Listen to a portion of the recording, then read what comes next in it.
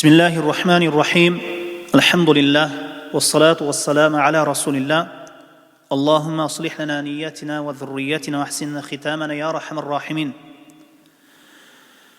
Nurul Uyun kitabının sira savağımızda okunulantamız. Bugünkü savağımız Harasuhu sallallahu aleyhi ve sellem. Peygamber sallallahu aleyhi ve sellem'den korgoçuları turalı. Sa'd ibn Muaz yevme Bedrin Allah'tan elçisin korgoğun sahabalardan Sa'd ibn Muaz radıyallahu anhu buludu. Badr soğuşunda Peygamberimiz sallallahu aleyhi ve sellem'nin canında turgan. Keyinкisi ve Zakwan ibn Abdülkays ve Muhammed ibn Maslama bi Uhudin. Uhud soğuşunda olsa Allah'tan elçisinin korgoçuları alar Zakwan ibn Abdülkays jana Muhammed ibn Maslama boluşkan. Jana keyinкisi ve Zubayr yevmel Handak günü bolsa Zubayr radıyallahu anhu Peygamberimiz sallallahu aleyhi ve sellem'nin korgoçusu bolgan. Ve Abbad ibn Bişir ve Sa'd ibn Abi Waqqas ve Abu Ayyub bi Khaybar. Khaybar qazatında bolsa 3 sahaba Peygamberimiz sallallahu aleyhi ve sellem'ge korgoçuluk kılgan. Alar Abbad ibn Bişir, Sa'd ibn Abi Waqqas jana Abu Ayyub radıyallahu anhumlar boluşkan. Ve Bilal bi Vadil Qura radıyallahu anhum Vadil Qura soğuşunda bolsa Bilal radıyallahu anhu Peygamberimiz sallallahu aleyhi ve sellem'ge korgoçuluk kılgan. وَلَمَّا نَزَلَتْ وَاللّٰهُ يَعْصِمُكَ مِنَ النَّاسِ تَرَكَ sallallahu aleyhi ve sellem el-harasa kaçan Allah Taala sizdi adamlardan özü korgoyt degen ayat düşköndön keyin Allah'tan elçisi sallallahu aleyhi ve sellem korgoçularda taştadı deyilet. Demek жалпысынан Peygamberdi korgoğun sahabalardan sanı 8 ekeni bu kitapta bayandaldı. Bu bölümden alına turgan payda insan sebepleri karmanusu kerek ekendigi anık, açık körsetülüp turat. Bu nerse takvaluluka jana imanга karama karşı kelbeyt. Peygamber sallallahu aleyhi ve sellem sebeplerdi karmanıp janında korgoçuların bolusu bu sebeplerdi karmanuga kiret. Bu nerse tawakkelçilikке karama karşı kelbeyt. Keyinki bölüm zikru Rusulihi sallallahu aleyhi ve sellem ilal muluk. Peygamber sallallahu aleyhi ve sellem padişalarga jibergen elçileri turalı. Peygamber sallallahu aleyhi ve sellem Sulhul Hudaybiyeden keyin Kurayştikler menen kelişim tüzgöndön keyin öz ara soğuşpo maksatı menen kelişim tüzüşkön. Mına uşundan keyin aylanasındağı turgan başka padişaçılıklarga kat жазып аларды İslamga çakırgan. Kaysi bir padişaga kat jibergen bolsa Peygamberimiz sallallahu aleyhi ve sellem anı bir sahaba arkылуу jibergen. Mına ошол sahabalar turalı aytılnat. Alar tömönkülөр Amr ibn Umayya ile Necaşi Malik el-Habeşe ve ismuhu Ashama. Amr ibn Umayya'nı Habeşistan padişası Necaşi'ge jibergen. Necaşi'nin atı Ashama eken. Necaşi özü negizi Habeşanı başkargan arkanday padişaga жалпы түрдө aytılnat. Жалпы bir at bolup sanalat. Ve hu atiyye Ashamanın manisi atiyye degeni tartu degeni. Fevada'a kitabe Resulullah sallallahu aleyhi ve sellem ala ayneyh. Allah'tan elçisinin katı bu kişiye jetip gelgen vakitta közüne koyup ve nezele an saririh taktısından düşüp ve celese alel ard ve esleme jerge oturup İslam'da kabul aldı. Ve mâte fi hayatin nebi sallallahu aleyhi ve sellem fi seneti 90. Peygamber sallallahu aleyhi ve sellem'den tirүү kezinde hicrattın 9. yılında alamdan öttü deyilinet. Fasalli aleyhi ve sellem Necaşi'ge Peygamber sallallahu aleyhi ve sellem kayıp cenaze namazını okuydu. Mına uşul orunda Peygamberimiz sallallahu aleyhi ve sellem kat jibergen jana İslam'da kabul algan mına uşul Ashama bolubu je başkabı. Alımdardın özara ortasında talaş tartış var, ihtilaf var. İbn Kayyum rahimahullah bu башка киши болгон деп айтат. Бул падыша башка киши болгон, Меккеден хижрат кылып барган момундарга башпаанек берген падыша ошол Нажаши пайгамбарыбыз саллаллаху алейхи вассалам жаназа намазын окуган, кайып жаназа намазын окуган Нажаши мына ушул ал эми исламга чакырып кат жиберген Нажаши башка болгон, кат жолдогон Нажашинин исламга келген келбегендиги анык эмес деп айтышат. Ибн Кайым рахимахулла Задул Маат деген китебинде айтат: "Инна асхабатан Нажаши валлази салла алейхи Расулуллахи саллаллаху алейхи вассалам лайса хуаллази катаба илейх." Пайгамбар саллаллаху алейхи вассалам кайып жаназа окуган асхама кат жолдогон асхама эмес. Экөөсү эки башка. Бирок бул Нурул Уюн китебинин автору Саййидин Нас бул экөөсүн бир адам деп айтып жатат. Сахабалар барган кездеги аларга хижрат кылып сахабалар барган кездеги аларга башпаанек берип жардам берген Нажаши жана кат жолдогон пайгамбарыбыз саллаллаху алейхи вассалам Нажаши бир эле Нажаши деп бул автордун китеби Нурул Уюн китебинин автору Саййидин Нас бул экөөсүн бир эле адам деп айтып жатат. Бирок Ибн Кайым рахимахулла экөө бир адам болгон эмес, эки башка адам дейт. Ва хада ثاني لا يعرف اسلامه بخلاف الاول. Бул экинчиси пайгамбарыбыз саллаллаху алейхи вассалам кат жолдогон Нажашинин исламга кирген кирбегендиги белгисиз. Алгачкы асхама сахабалар барган кездеги хижрат кылып, аларга жардам берген асхама ал исламды кабыл алган, жана мусулман болуп өлгөн, жана пайгамбарыбыз саллаллаху алейхи вассалам ага жаназа намазын, кайып жаназа намазын окуган ошол Нажаши деп айтат. Имам Муслим сахихтеринде риваят кылынат Анас радиаллаху анхудан: أن رسول الله صلى الله عليه وسلم كتب قبل موته إلى كسرى وإلى قيصر وإلى النجاشي وإلى كل جبار يدعوه إلى الله وليس النجاشي الذي صلى عليه. Пайгамбар саллаллаху алейхи вассалам Кисрага, жана Кайсарга, жана Нажашиге, жана ар кандай жаббарга, чектен чыккан залымга аларды Аллахка чакырып, динге чакырып кат жиберди. Жана пайгамбар саллаллаху алейхи вассалам кайып жаназа окуган Нажашиге эмес деп айтылат. Мына ушул Сахих Муслимдеги Анас радиаллаху анху сөзүнө көрө, кат жолдогону башка, исламга кирген кирбегендиги белгисиз деп айтабыз. Ал эми исламга келген башында, исламга келгени башында хижрат кылып сахабалар барган убакталарга башпаанек берип жардам берген, исламга кирген Нажаши өлгөн кезде пайгамбарыбыз саллаллаху алейхи вассалам кайып жаназасын окуган Нажаши башка деп айтылат. Жыйынтыктап айта турган болсок, Саййидун Нас, Нурул Уюн китебинин автору сахабалар барган кезде аларга башпаанек берип жардам берген Нажаши жана пайгамбарыбыз саллаллаху алейхи вассалам кат жолдогон Нажаши бир эле Нажаши деп, бир эле адам деп айтып жатат. Ал эми Ибн Кайым рахимахулла ал кишинин сөзүнө көрө жана Сахих Муслимдеги пайгамбарыбыз саллаллаху алейхи вассаламдан келген хадиске көрө, Анас радиаллаху анхудан риваят кылынган хадиске көрө, пайгамбарыбыз саллаллаху алейхи вассалам кат жолдогон Нажаши башка, жана сахабалар барган кездеги аларга башпаанек берген Нажаши, анын өзүнүн аты Асхама, ал башка деп айтылып жатат. Пайгамбарыбыз саллаллаху алейхи вассалам кат жолдогон Нажашинин исламга кирген кирбегендиги, келген келбегендиги анык эмес. Валлаху алам бул маселеде эми. Кийинки сахаба Дихият ибн Халифат аль-Калби ودحية ابن خليفة الكلبي رضي الله عنه إلى ملك الروم قيصر. ريم padişası Kaysar'a Dihiyat al-Halifat al-Kalbini Peygamberimiz sallallahu aleyhi ve sellem elçi kılıp jiberet. Ve huwa Hirakil, anın atı Hirakil bulut. فثبت عنده نبوة النبي sallallahu aleyhi ve sellem, Allah'ın elçisinin peygamberliği anık rastalat bul padişanın nazarında. وهم بالإسلام فلم توفقه الروم فخافوهم على ملكه فامسك. Кала берсе исламга кирүүнү каалайт, бирок Рим буга моюн сунбайт. Өзүнүн мүлкүнөн ажырап калуудан, римдиктерден коркуп, ислам динине кирүүдөн баш тартат. Сахил Бухариде Китабул Бадиил Вахиде имам Бухари рахимахулла узун хикая келтирген. Мына ошол хикаяда Хиракилдин исламга кирмекчи болгон окуясы келтирилет.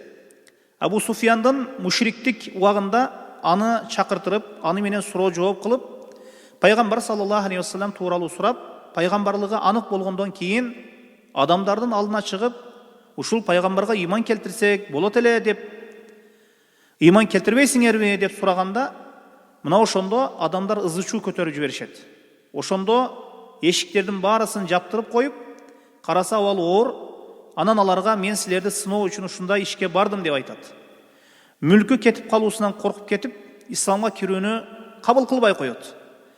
Мына ушуну менен исламга кирбеген абалда өлөт, караң, өлүп калды, баары өтүп кетти, мал, мүлк, мансап эч бирин кабырга алып кете албады. Ошондуктан исламга кирбегендиги үчүн бул падыша түбөлүк капыр болуп эми тозокто калат. Абдуллах ибн Хузафата ибн Ас-Сахми радияллаху анху иля Кисра малики Фарис ла'нахуллах. Пайгамбар саллаллаху алейхи вассалам перстердин падышасы Кисрага Абдуллах ибн Хузафа ибн Ас-Сахмини жиберди. فمزق الكتاب فقال صلى الله عليه وسلم مزق الله ملكه كل ممزق. Пайгамбар саллаллаху алейхи вассаламдын каты колуна түшүүсү менен айырып салат. Пайгамбар саллаллаху алейхи вассалам Аллах таала анын мүлкүн майдалап талкалап салсын деп дуа кылат.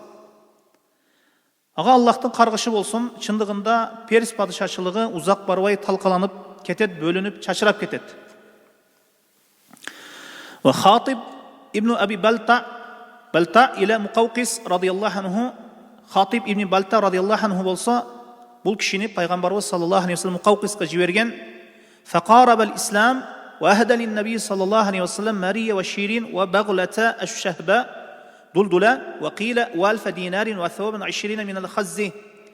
Ислам динине кирүүсүнө аз калган, бирок исламга кирген эмес Муқавқис пайгамбар саллаллаху алейхи вассаламга келген элчиден белектер берип жиберген пайгамбарыбызга. Алардын арасында, белектердин арасында Мария жана Ширин деген чорулар болгон. Жана күл түстөгү дулдула аттуу качырды белекке берген, жана 1000 динар кошуп берген, жибектен болгон 20 кийимди кошуп белек кылып жиберет. Капырдан келген хадияны, белекти кабыл алуу дурустугу, капырлардан келген белектерди пайгамбарыбыз саллаллаху алейхи вассалам кабыл алган. Амр ибн ал-Ас радияллаху анху иля Джайфар ва Абдин ибн Al-Julanda mulki Amman faslama. Ommandan iki padişası Julandanın iki ulu Cayfar menen Abdqa Amr As'tı jiberet. Amr ibn As'tı jiberet. Alar İslam'da kabul alışat. Ve khallaya bayna Amr ve bayna as-sadaqati vel hukm fima baynahum. Amr ibn As'tı öz avalına taştap koyuşat. Zeketlerde jino masalesinde jana özara hüküm çıkarуу masalesinde mına uşul işlerde Amr ibn As'qa tapşırıp koyuşat. İslam dinin kabul alışkandan keyin فَلَمْ يَزَالْ حَتَّى تُوفِيَ النَّبِيَّ sallallahu aleyhi ve sellem Amr ibn As alardın arasında bolot Peygamberimiz sallallahu aleyhi ve sellem ağlamdan ötkönçü. Keyinkisi altıncısı ve Salid ibn Amr vel-Amiri ve Salid ibn Amr al-Amiri radıyallahu anhu ila Havzata ibn Ali sahibil Yamama. Yamama yesi Havzatu ibn Ali'ge Salid ibn Amr al-Amiri radıyallahu anhu'nun ciberet. فَاَكْرَهُ بَعْثَ اِلَى النَّبِي sallallahu aleyhi ve sellem. Al kişi Peygamber sallallahu aleyhi ve sellem'den kelgen elçini izzat urmatın kılıp Peygamber sallallahu aleyhi ve sellem'ge kat yoldoydu.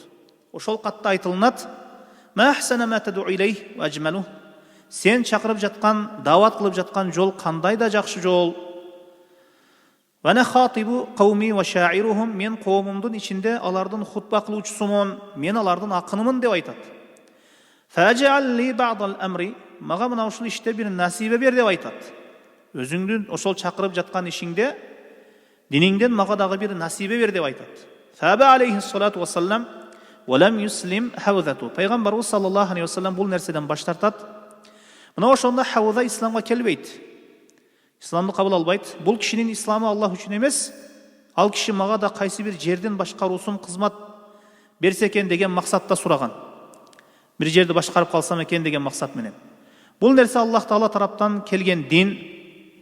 Bul din Allah Taala taraptan kelgen. Bul İslam paygambardın jeke mülkü bolgon emes. Biröөлөргө bölüştürüp bergidey. Bul İslam, bul din. 7. sahaba ve Şuca ibn Vahb al-Asadi radıyallahu anhu ila al-Harith ibn Abi Şamiri al-Ghassani Melikul Balqa min ash-Sham farama bil kitab ve qala ana sa'irun ilayhi femena'ahu Kaysar. Харис ибн Аби Шамирге Шамдағы Балқа падышасы бұға Шужа ибн Вахб әл-Асадини жібереді. Қолына қат түшісіменен ырғытып жібереді. Анан айтады: мен Мұхаммадке қарсы жүріс жасаймын дейді. Аны Қайсар тосот. Бұл қылған ішің тура емес деп аны Қайсар тосот. والمهاجر ابن أبي أمية المخزومي رضي الله عنه إلى الحارث الحميري إلى اليمن. Yemendeki Haris ibn Himyariga Muhajir ibn Abi Umayya al-Mahzumini jibirgan. Al-Ala ibn al-Hadrami radiyallahu anhu ila al-Munzir ibn Sawa Malik al-Bahrayn faslama. Bahrayn'in padişasına Munzir ibn Sawiga Ala ibn Hadramini jibiradi. Ve Abu Musa al-Ash'ari ba'athahu ila al-Yaman ve ma'ahu Muaz ibn Jabal radiyallahu anhuma. Yemenge Abu Musa al-Ash'arini anımenen qoşu Muaz ibn Jabal'da qoşup jibiradi. Faslama Ammatu ahlul Yemen ve mulukuhum min gayri qitalin. Yemen elinin derilik barысы İslam'da kabul alışat, jana padişaları da İslam'a kelet, hiç qanday soğuşsuz. İslam'da kabul alışat demek, бұл айтылған sahabalarda Peygamber sallallahu aleyhi ve sellem aylanaдағы padişalarga jibergen eken. Kala verse бұл nersenin kartasın kebir sirat kitaplarında alımlar çiğip, sızıp berip koygan. Çındığında mına uşul meselelerden alına turgan пайдалардың бірі исламға дават қылуучунун чакыруучунун даваты бир жалпы карапайым элге гана чектелбестен белгилүү бир мансаптагы адамдар болсун, падышалар болсун, мына ушуларга да каратылуусу керек экен. Албетте хикмат менен, данышмандуулук менен дават кылуу керек. Ылайыктуу методдордун негизинде Пайгамбарыбыз саллаллаху алейхи ва саллям падышалар мөрсүз қатты оқуайт деп айтылғандан кейін Пайғамбарыбыз саллаллаху алейхи ва салламга кейін Пайғамбарыбыз саллаллаху алейхи ва саллям мына ошол себепті қылды. Атайын бір шакек қылдырып, аға Мұхаммад Расулулла деп жаздырған. Қат жазғандан кейін мөр қойылып, анан жіберіле тұрған болған. Бұл нәрсені ешқандай динге қарама қаршы жері болғандан кейін қатты жазып мөрді қойып жіберген екен саллаллаху алейхи ва саллям. Мына ошол учурда Пайғамбарыбыз саллаллаху алейхи ва саллям падышаларға лайық болған дават методын қолданғандығын bilsek болот мына ушул маселелерден. Демек, даватчынын даваты белгилүү бир адамдар менен гана чектелип калбоосу керек. Колдон келишинче жалпы коомдогу адамдарды өз ичине алуусу керек экен. Жана ошондой эле Пайгамбар саллаллаху алейхи ва саллям Нажаши Асхамага жаназа окулду деп айтылып жатат. Бұл нәрсе Хабашистанда болған. Пайғамбарыбыз саллаллаху алейхи ва саллям Мадинада болған. Қайып жаназа намазын оқу мәселесі бойынша алымдар ихтилаф қылышқан. Арқандай майитке қайып жаназа намазын оқу дұрыс бұл. Егер сапарда болып қалсаңыз, жақыныңыз өтіп қалды, анын жаназасына қатыша албай қалдыңыз, тұрған жеріңізде жаназа намазын оқып қойсаңыз болобу? Değilse kebir alımlar бұл дұрыс емес, қайып жаназасын оқу деп айтышат. Анткени мәйит өлгөн киши алдыңда болбогондон кейін жаназа окулбайт деп айтышат. Кебир алымдар боло берет деп айтышат. Бирок бұл маселеде орто сөз, эгерде исламда Нажашиге окшош киши капыр жергесинде болуп, эч ким ага жаназа намазын окубаса, анда башка жерде болсо, башка жердеги мусулмандар ага кайып жаназа намазын окуса болот. Эгерде ошол мусулмандар болуп, эгер ошол жерде мусулмандар болуп, бул жаназа намазы фарзы кифая. Жаназа намазы аткарыла турган болсо, жетиштүү кайып жаназа окулбайт деп айтылынат. Бирок Нажашиге окшоп мусулмандар жеринде бир атактуу бир адам өлө турган болсо, ага кайып жаназа намазын окуса боло берет. Эми алыста болуп, анын жаназасына келе албагандыктары себеп, негизи ар кандай кишиге жаназа окулгандан кийин өзү негизи ар кандай адамга кайып жаназа намазы окула бербейт. Бирок мына ондай Нажашиге окшош атактуу адамдар өлүп кала турган болсо, ага жаназа кайып жаназа намазын окуса боло берет деп айтылынат. Эми бул маселе боюнча фикх китептерине кайрылынса, ошол жерде жакшылап айтылынган. Kuttabuhu sallallahu aleyhi ve sellem. Peygamber sallallahu aleyhi ve sellem'den жазуучулары тууралуу бөлүм жогоруда айтылды. Peygamber sallallahu aleyhi ve sellem'ge пайғамбарымыз саллаллаху алейхи уассалам исламға шақырып, айланадағы падишаларға қат жолдады. Ошол қаттарын ким жазған? Пайғамбарымыз саллаллаху алейхи уассалам умми, қат жазғанды, оқығанды білген емес. Умми дегені оқығанды, жазғанды білген кіші болған емес пайғамбарымыз саллаллаху алейхи уассалам. Қаттарын жазып бере тұрған жазушысы болған. Жазып бере тұрған, қат жазып бере тұрған адамдары болған пайғамбарымыз саллаллаху алейхи уассаламдың. Жана ошондой түшүп жатқан уахини да, жана ошондой эле түшүп жатқан уахини да жаза турган кишилер болгон пайгамбарыбыз саллаллаху алейхи вассаламдын. Жана ошондой эле ошол уахини жазган адамдардагы жазуучулардан болот. Пайгамбарыбыз саллаллаху алейхи вассаламдын жазуучуларынын катарынан орун алат. Кээ бир өкүмдөрдү жазып туруп, ар кайсы тарапка жиберген шарият өкүмдөрүн сахабалар аркылуу пайгамбарыбыз саллаллаху алейхи вассалам мына ушул нерселерди жазып тура турган пайгамбарыбыз саллаллаху алейхи вассаламдын жазуучулары болгон. Ал убакытта арабтардын арасында жазганды билгендери аз болгон. Бадыр казатында туткунга түшкөндөрдү окууну, жазууну билгендерден окуу үйрөтсүн деп мына ушул жазууну окуу үйрөтүү шарты менен жазганды, окуганды билген туткундарды коюп жиберилген. Бадыр казатында туткунга түшкөндөрдөн талап кылынган, эгерде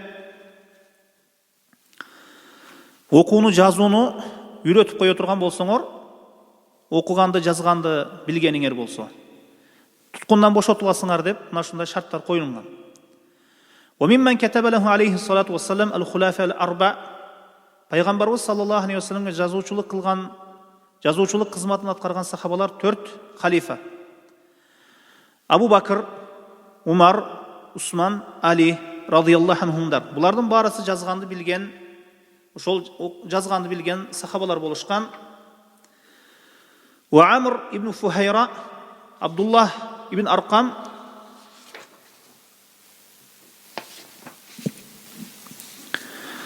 أبي بن كعب وثابت بن قيس بن شماس وخالد بن سعيد وحنظلة بن ربيع وزيد بن ثابت ومعاوية وشرحبيل بن حسنة رضي الله عنهم أجمعين. Мына ушулардын баарысынан Аллах разы болсун. Сабит ибн Кайс ибн Шаммас жазуучу жана акын жана хатип болгон. Мына ушул катиптердин арасында Зайд ибн Сабит, Муавия өзүнчө бир жазуучулардан болгон. Ең жақын болған жазуучылардан болған Зайд ибн Сабит таланттуу сахабалардан болған. Яхудтардын тилин 16 күндө үйрөнгөн дешет. Пайгамбарыбыз саллаллаху алейхи вассаламдын жазганды, окуганды билбегени жана жазып бере турган сахабалары болуусу бул Аллахтын элчисине карата кемчилдиктүү сыпаты менен сыпатталбайт. Пайгамбарыбыз саллаллаху алейхи вассалам жазганды, окуганды билген эмес. Бул эми жазганды, окуганды билбегени пайгамбарыбыз саллаллаху алейхи вассаламдын бир кемчилдиктүү бир сыпаты катары каралбайт. Илими жок экен деп эсептелинбейт. Пайгамбарыбыз саллаллаху алейхи вассалам 40 жашына чейин жазганды, окуганды билген эмес. Пайгамбар болуп да сахабалар жазып берди. Окуганды, жазганды билгенде адамдар сүйлөп чыгат болчу. Бул өзү мурдакылардан алып жазып коюлуп, таап жазып жатат деп ойлошот болчу. Мушриктер эч бир далил табыша алган жок бул маселеде пайгамбарыбыз саллаллаху алейхи вассаламга карата. Кийинки бөлүм Сайяфуху саллаллаху алейхи вассалам. Пайгамбар саллаллаху алейхи вассаламдын баш кесерлери тууралуу бөлүм экен. Ва кана Али ва Зубайр ва Мухаммад ибн Маслама ва Асим ибн Сабит ибн Аби al-Aqlah wal Miqdad يضربون الأعناق بين يديه صلى الله عليه وسلم ورضي الله عنهم أجمعين. Ali radıyallahu anhu, Zübeyir jana Muhammad ibn Maslama, Asib ibn Sabit, Miqdad. Мына ушу 5 сахаба Пайгамбар саллаллаху алейхи вассаламдын баш ала турган сахабалары болушкан. Пайгамбар саллаллаху алейхи вассалам себепсиз баш алган эмес. Бул өч алуу менен болуп бирөө-бирөөнү өлтүрүп койсо, андан өч алынуусу же дагы башка бир себептерге көрө бул нерсе ишке ашырылган баш кесүү. Ар кимдин дуч келди, башы алына берген эмес. Мусулмандарга зыян берген капырларга колдонулган бул нерсе. Кийинки бөлүм Нужабау асхабихи саллаллаху алейхи вассалам. Пайгамбар саллаллаху алейхи вассаламдын эң жакын сахабалары. Нужабау мин асхабихи саллаллаху алейхи вассалам Абу Бакр, Умар, Али, Хамза, Джафар, Абу Зар, Миқдад, Салман, Хузайфа, Ибн Мас'уд, Аммар, Билал радiyallahu anhum ajma'in. Мына ушул сахабалар пайгамбарга эң жакын болгон сахабалар. Абу Бакр, Умар, Али, Хамза, Джафар, Абу Зар, Миқдад, Салман, Хузайфа, Ибн Масуд, Аммар, Билал, алардан Аллах разы болсын. Кийинки бөлүм Ал-Ашарату мубашшируна бил жанна, 5 менен сүйүнчүлөнгөн 10 сахаба. Негизи 5 менен сүйүнчүлөнгөн сахабалар 10дон ашык болуп саналат. Тирүү убагында 5 менен сүйүнчүлөнгөн сахабалар 10дон көп болуп саналат. 10 сахаба bir hadiste айтылганы үчүн 5 менен сүйүнчүлөнгөн 10 сахаба дейилип bir hadiste келген. Жана Билал радыйаллаху анхунун бейиште басканда таштаганын кадамын бейиште баскан кадамын таштаганынан ошол баскан кадамынын үнү угулуусу. والعشرة المشهود لهم بالجنة الخلفاء الأربعة وزبير ابن الأوام وسعد بن أبي وقاص وعبد الرحمن ابن عوف وطلحة بن عبيد الله وسعيد بن زيد أبو بيدة عامر ابن الجراح أجمعين ناشل صحابة. Айта турган болсок, Зубайр ибн al-Awwam, Саад ибн Абу Ваккас, Абдуррахман ибн Ауф, Талха ибн Убайдуллах, Саид ибн Зайд, Абу Убайда ибн Жаррах мынашулар экен. Бул 10 сахабага тирүү кезинде бейиштик экендиктерин кабары келген. Бул инсандар бейиштен сүйүнчү келгенден кийин да бейиштик болдук деп өздөрүн жоготуп коюшкан эмес. Өмүрлөрүнүн акырына чейин таат ибадатта болушкан. Абу Бакр радыйаллаху анху айтат, бир бутун бейишке кирип, экинчи бутун бейишке кирбесе, Аллахтын айлекерлигинен тынч аманда болбоймун деп айткан экен. Абу Бакр корккондон кийин биз да абалыбыз кандай болор экен деп коркубуз керек. Момун кишинин бир коркуу сыпаты болот. Өткөн амалдарыбызды Аллах кабыл алдыбы же жокпу Аллах билет. Мына ушуга чейин кылган күнөөлөрүбүз аларды кечирдиби Аллах билет. Мындан кийин да Аллахка иман менен жолуга алабызбы Аллах билет. Хадисте бир инсан бейиш амалын кылып барып бейишке кирүүсүнөн бир карыч калганда тозок амалын кылып тозокко кирип кетет дейилинет. Бул коркунучтуу нерсе. Момун киши дайыма коркунучта болот. Тынч абалда ошол коркуунун болбосу, пендеде коркуунун болбосу бул албетте мунафыктын сыпаты. Бейиштин ачкычы колунда болгондой тынч аман жүрүү бул момундун сыпаты эмес. Момунга Аллах эч качан эки коркуу, эки тынч амандыкты бириктирбейт. Эки коркуу бул дүйнөдө корккон адам эч качан акыретте корко тургандардын катарынан орун албайт. Дүйнөдө корксоңуз акыретте тынч аман тургандардын катарында турасыз. Эгерде дүйнөдө коркпой жүрсөңүз, Аллах Тааладан акыретте корко тургандардын катарынан орун аласыз. Аллах өзү сактасын. Ошондуктан акыретте коркпой